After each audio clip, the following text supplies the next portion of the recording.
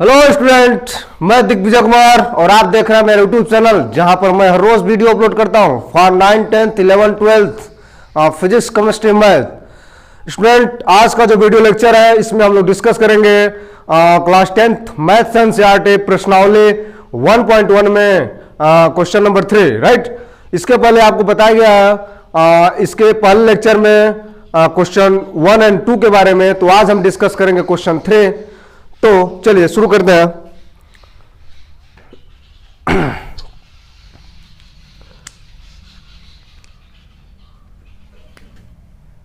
यहां पर क्वेश्चन 3 जैसा कि आप बोर्ड पे देख सकते हैं कह रहा है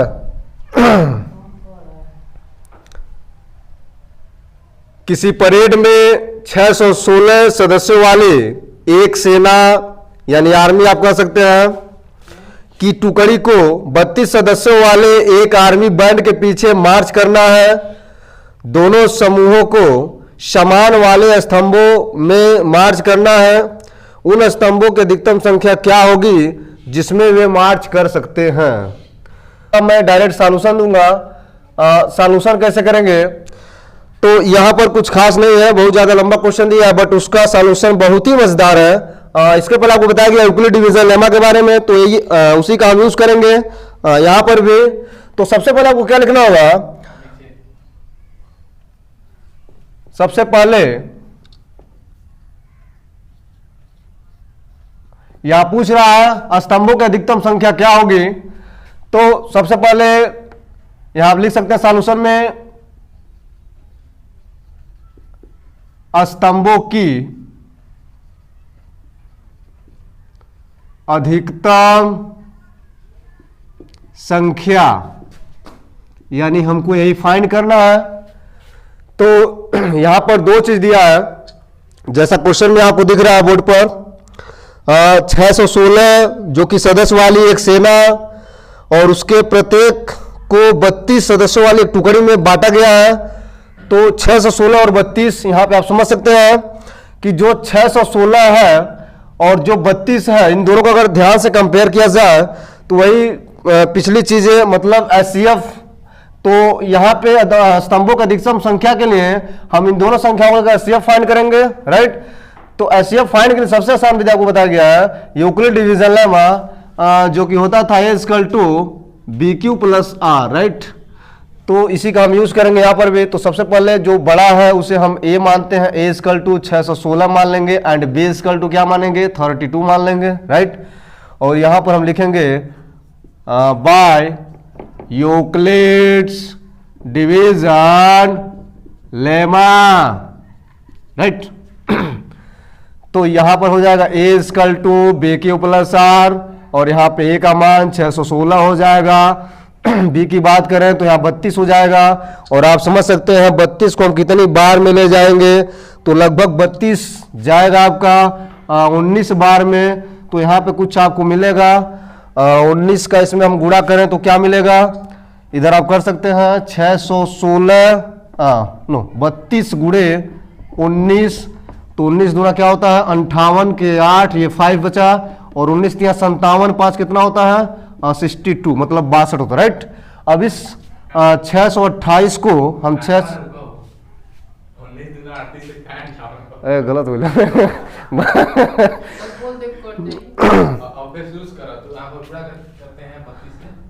तो यहाँ पर आप यहाँ पर मैं साइड में गुणा कर दूं तो कुछ ऐसा मिलेगा 32 गुणे 19, राइट। तो 19 दूना कितना होता है 38, 38 के 8, यहाँ 3 बच गया, 19 यहाँ 57, 3 60 हो जाएगा जी, राइट। तो ये 608 हो गया और 608 क्या करेंगे इस A में से हम घटा दें तो कुछ ऐसा मिलेगा 616 में से 608 घटाएंगे तो ये सिंपल चीजें हैं, आप घटा सकते हैं। 16 में से 8 जाएगा 8, यानी कि क्या बच जाएगा केवल और केवल 8 बच जाएगा। तो ये होगा रिमाइंडर का मान 8 हो जाएगा, राइट।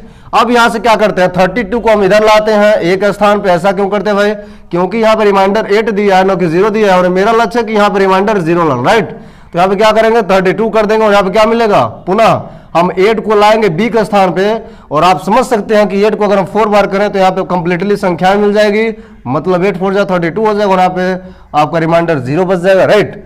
तो आप ऐसे समझ सकते हैं, और यहाँ पर हमारा प्रोसेस खत्म होती है। तो आप लिख सकते हैं चूंकि यहाँ पर आप देख सकते हैं शेषफल 0 प्राप्त हुआ है एंड भाजक मतलब b का मान 8 है, इसलिए 616 और 32 का HCF 8 होगा जी। अब बात आती है 8 का हम क्या करें, तो आप ऊपर समझ सकते हैं, क्लियर कर सकते हैं। हमने HCF से 8 रिजल्ट निकाल दिया, और यही 8 यानी जो कह रहा स्तंभों की अधिकतम संख्या, तो वही 8 स्तंभों की अधिकतम संख्या हो जाएगी। तो आप ऐसे आंसर लिख सकते हैं, या हेंस में करके हेंस, अतः ऊपर दिया गया है स्तंभों की अधिकतम संख्या 8 होगी, राइट। तो ये रहा सिंपल सा सवाल, और ऐसे करते हैं, एक बार और समझ लेते हैं। सबसे पहले क्या करेंगे, दिए गए पूरे क्वेश्चन को हम पढ़ लेंगे। जैसा कि आप यहाँ पे देख सकते हैं क्वेश्चन दिया गया है, और यहाँ पे आर्मी का टुकड़ा है जिसको 32 में कन्वर्ट किया है, 32 में बांट दिया प्रत्येक टुकड़े को, तो पूरा सदस्यों की संख्या 616 है, और यहाँ पर 2 संख्या दी हुई है, और पूछ रहा है स्तंभों की अधिकतम संख्या क्या होगी, राइट। तो स्तंभों की अधिकतम संख्या के लिए कुछ नहीं करना आपको, ये पूरा क्वेश्चन छोड़ दीजिए, इन दोनों संख्याओं लेकर के आप यूक्लिड डिवीजन लेमा के हिसाब से आप HCF फाइंड कर दीजिए। जैसा कि आप समझ सकते हैं Euclid division lemma equal to BQ plus R, right. तो यहाँ पर सबसे पहले हम A का चुनाव करेंगे और B का चुनाव करेंगे, यानी जो ग्रेटर है वो A बन जाता है, और जो लेस है वो क्या बनता है, B बनता है, राइट।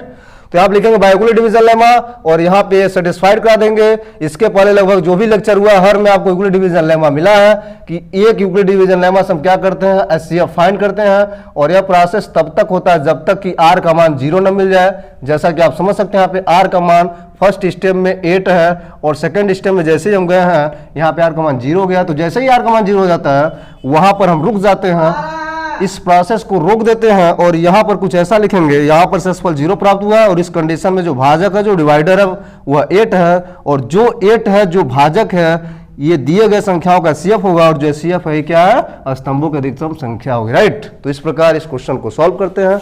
तो चलिए अगले क्वेश्चन पे चलते हैं, क्वेश्चन नंबर 4, राइट सर जी। तो स्टूडेंट जैसा कि आप देख सकते हैं यहाँ पे क्वेश्चन नंबर 4 मैंने लिख दिया, और इसके पहले लेक्चर में आपको बताया गया क्वेश्चन नंबर 3 के बारे में। तो जस्ट आपको क्वेश्चन नंबर 4 बताया जाएगा। क्वेश्चन नंबर 4 क्या करे, कुछ ऐसा, यूक्लिड विभाजन प्रमेयिका का प्रयोग करके दर्शाइए कि किसी धनात्मक पूर्णांक का वर्ग किसी पूर्णांक m के लिए 3m या 3m + 1 के रूप का होता है, राइट। तो यहां पर आप समझ सकते हैं कि यूक्लिड विभाजन प्रमेयिका क्या है, राइट। और हमें सिद्ध क्या करना है कि किसी धनात्मक पूर्णांक का वर्ग चाहिए। वर्ग का मतलब स्क्वायर होता है जी, 2 पावर होता है। किसी पूर्णांक, अगर हम पूर्णांक m की बात करें तो उसके लिए 3m हो या 3m + 1 हो, राइट। तो m की जगह अगर हम कोई नंबर कोई अल्फाबेट चेंज करते हैं, m की जगह a मान लेते हैं या b मान लेते हैं या q मान लेते हैं, कुछ भी मान लें, तो यहाँ पे कोई फर्क नहीं पड़ता। बट हमें लास्ट में m के साथ कंपेयर करना पड़ेगा, तो उसके लिए स्टूडेंट यहाँ पे हमको कुछ वैल्यू लेट करनी पड़ेगी, मतलब कुछ इंटीजर लेना पड़ेगा। तो सबसे पहले हम इंटीजर क्या लेते हैं, यहाँ पे पॉजिटिव इंटीजर लेंगे, राइट। तो आप समझ सकते हैं कि इंटीजर होता क्या है, यहाँ बगल में मैं लिख दे रहा हूँ। इंटीजर का मतलब है 0 एंड +-1 +-2, राइट, +-3 +-4, राइट। तो ये होता है आपका इंटीजर, राइट। और बात आती है कि अगर हम पॉजिटिव इंटीजर लेते हैं तो यहाँ पे क्या हो जाएगा, प्लस वाला पूरा डिजिट हो जाएगा जी। तो यहाँ से हम लेट कर सकते हैं कुछ ऐसा, यहाँ पे लिख सकते हैं, माना ए कोई धनात्मक पूर्णांक है, ठीक। एंड बी क्या हो जाएगा जी, बी का मतलब क्या है, a = BQ + R, यानी Q के पहले वाला, तो Q को पहले क्या दिया, राइट, 3 दिया है। तो आप यहाँ पे 3 लिख सकते हैं। तो यहां हो जाएगा by Euclid's division lemma, right. Euclid विभाजन प्रमेयिका के प्रयोग से तो होता क्या था, A equal to B Q plus R, right, where R is greater and equal to 0 but less than B, right. And यहां पे अगर हम बात करें कथन की बात करें, विभाजन प्रमेयिका का प्रयोग करके दर्शाइए कि किसी धनात्मक पूर्णांक का वर्ग, राइट। तो धनात्मक पूर्णांक आपको दिख रहा है कि आप ए माने हो और यहां पे किसी पूर्णांक यम के लिए, तो यहां पे यम की जगह यम के लिए हमने ए ले लिया और यहां पे 3m मतलब यम के पहले वाला जो दिया 3, इसे हमने लेट कर दिया बी के रूप में। तो आपका जो यूक्लिड विभाजन सेटिस्फाइड करेगा, कुछ ऐसा सेटिस्फाइड करेगा कि A equal to B Q plus R, right. अगर हम वैल्यू की बात करें, वैल्यू फॉर आर की बात करें, तो यहां पे आप लिख सकते हैं किसी भी इंटीजर के लिए, तो इंटीजर का मतलब क्या हो जाएगा, 0 1 2 3 4 5 6, राइट। यहां पे ऐसे कर सकते हैं जी। तो यह यहां पे आ जाएगा और यहां पे मिलेगा A equal to B Q plus R, मतलब ए के स्थान पे हम ए ही लिखेंगे, right. And B Q plus R, तो बी के स्थान पे क्या दिया 3, तो यहां पे 3 भर सकते हैं। एंड क्यू, तो क्यू प्लस आर हो जाएगा, राइट। तो यहां पे स्टूडेंट बात आती है कि हमें करना क्या है, स्क्वायरिंग करना है। जो भी हम पूर्णांक लेते हैं उसका स्क्वायरिंग करेंगे और सेटिस्फाइड कराएंगे कि जो पूर्णांक हम लिए हैं वह पूर्णांक अगर यम के रूप में देखा जाए तो क्या 3m होगा, राइट, और क्या 3m प्लस 1 भी होगा, राइट। तो यहाँ पे क्या कर सकते हैं कि हम सबसे पहले इसका स्क्वायरिंग करेंगे। तो स्क्वायरिंग करने के लिए हम क्या करते हैं, आप r का मान कुछ भरेंगे, तो r का मान यहाँ पे देख सकते हैं वैल्यू फॉर r, अगर हम r का मान 0 से स्टार्ट करते हैं, राइट, तो अगर हम r का मान 0 भर दें तो क्या कुछ कंडीशन सेटिस्फाइड करेगा जी। तो यहाँ पर लिख सकते हैं r इक्वल टू 0 पर, तो यहां मिल जाएगा a equal to 3q plus 0, right, यानी a इक्वल टू क्या मिला 1 ले 3q, राइट। अब क्या करना है, कथन से सेटिस्फाइड कराना है, तो क्या करना पड़ेगा, ऊपर दिया है स्क्वायरिंग बोथ साइड, ठीक, दोनों पक्षों का वर्ग करने पर तो यहां पे मिल जाएगा क्या, पूर्णांक का वर्ग, तो a स्क्वायर, किसी भी धनात्मक पूर्णांक का वर्ग, तो क्या मिला a square is equal to पूरे का वर्ग यानी कि 3q का स्क्वायर, राइट। तो यहाँ पे क्या मिला, a square is equal to what is 3 का 3 से और यहाँ पे 3q का स्क्वायर हो जाएगा। हम ऐसा क्यों लिखे हैं, 3 3 9 क्यों नहीं लिखे हैं, क्योंकि आप समझ सकते हैं कि यहाँ पे जो दिया है 3m के रूप में दिया है एंड 3m प्लस 1 के रूप में दिया है। तो यहाँ पर जो 3 है वो हम निकाल सकते हैं यहाँ से, जैसे 3 3 9 होगा तो यहाँ से हम 3 निकालेंगे और जो भी डिजिट बचेगा, जो भी व्यंजक बचेगा, एक्सप्रेशन बचेगा, उस पूरे को हम यम मान लेंगे या कोई अन्य चीज मान लेंगे। जैसे हम के की बात करें तो हम के मान सकते हैं, राइट। तो यहाँ पर आप कुछ ऐसा लेट कर सकते हैं, A square this gives A square is equal to 3 and पूरे को हमने लेट कर दिया, क्या हो जाएगा 3 इंटू और यहां से k1 हो जाएगा, राइट। तो इस पूरे को हमने k1 मान लिया जी, राइट। अब हम बात करेंगे पुनः, अगर हम r का मान वैल्यू फॉर r, अगर हम r का मान 1 पर ट्राई करें तो क्या मिलने वाला है जी। तो यहाँ पर आप लिख सकते हैं वेन r इक्वल टू 1 पर जब हम ट्राई करेंगे तो कुछ ऐसा मिलेगा जी। तो यहाँ मिलेगा a equal to 3q plus 1, right. फिर यहाँ भी करना पड़ेगा squaring both side, right, squaring both side, एकदम सिंपल है। स्क्वायरिंग कैसे करेंगे, A square plus is equal to 3q plus 1 का स्क्वायर करेंगे। तो आप यहाँ पे समझ सकते हैं राइट साइड में a प्लस बी का होल स्क्वायर का सूत्र बन जाता है, जैसा कि आप सौर समीकरण 9 की क्लास में पढ़ चुके हैं, राइट। तो यहां पर हो जाएगा A square is equal to A plus B whole square, मतलब क्या ए का स्क्वायर प्लस बी का स्क्वायर, या आप डायरेक्ट 2a भी लिख सकते हैं, 2 into A 3q into B plus B का स्क्वायर, राइट। थोड़ा सा और सरल कर लिया जाए तो क्या मिलने वाला है जी, ए का स्क्वायर इज इक्वल टू क्या मिलेगा बोलिए 3q का स्क्वायर। तो यहां से आप समझ सकते हैं हमको हर हाल में 3m का रूप देना है, तो यहां से 3 निकालना पड़ेगा, राइट। तो यहां से क्या मिलेगा 3q का स्क्वायर, 3q का पूरा का स्क्वायर एंड यहां मिल जाएगा 2 3 जा 6, तो 6q मिल जाएगा प्लस 1 का स्क्वायर, राइट। अब इसको हम सरल करें, 1 का स्क्वायर मतलब 1 ही होता है, राइट। तो यहाँ से अगर हम 3 की कॉमन की बात करें और यहाँ से 3 कॉमन की बात करें तो यहाँ पे कुछ कॉमन आपको ऐसे मिलेगा, A square is equal to, common की बात करें तो क्या मिलेगा जी, ओनली 3 कॉमन करेंगे, यहाँ पे क्यू भी कॉमन हो सकता है, बट यहाँ पे क्यू हो सकता नहीं, ओनली 3 हो सकता है, तो हम केवल 3 बाहर निकाल लेंगे तो क्या मिलेगा, 3q का स्क्वायर प्लस 3 दिया 2 बचा तो 2q बच जाएगा जी प्लस 1, राइट। अब यहां से आप समझ सकते हैं इस पूरे को हम जिस प्रकार यहां फर्स्ट पोजीशन में ए स्क्वायर यानी पूर्णांक का वर्ग 3 एंड इस पूरे को यानी इस पूरे मान को हमने क्या बदल दिया, k1 बदल दिया, तो ठीक इसी प्रकार इस पूरे प्रॉपर्टी को हम मान लेंगे कि k2 है, राइट। तो यहाँ पे 3 और ये बन जाएगा k2 और ये प्लस 1 लास्ट में, राइट। तो यहाँ पे ऐसे समझ सकते हैं, राइट। तो आप ऐसे समझ सकते हैं कि यहाँ 2 कंडीशन मिल गया और यही हमें लाना था 3m प्लस 1, तो ये 3m बन गया और 3m प्लस 1 यानी कि k1 और k2 अगर हम बराबर कर लें, यहाँ पे लिख सकते हैं लास्ट में इफ, मेरे पास नीचे स्पेस नहीं है तो मैं ऊपर लिख रहा हूँ, आप नीचे लिख सकते हैं if k1 is equal to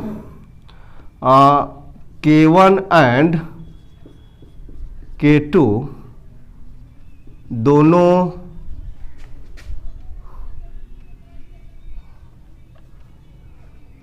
समान पूर्णांक हैं, देन तब हो जाएगा ए स्क्वायर, या ऐसे आप लिख सकते हैं k1 is equal to k2 हो जाएगा, राइट, या इज इक्वल टू m के रूप हो जाएगा।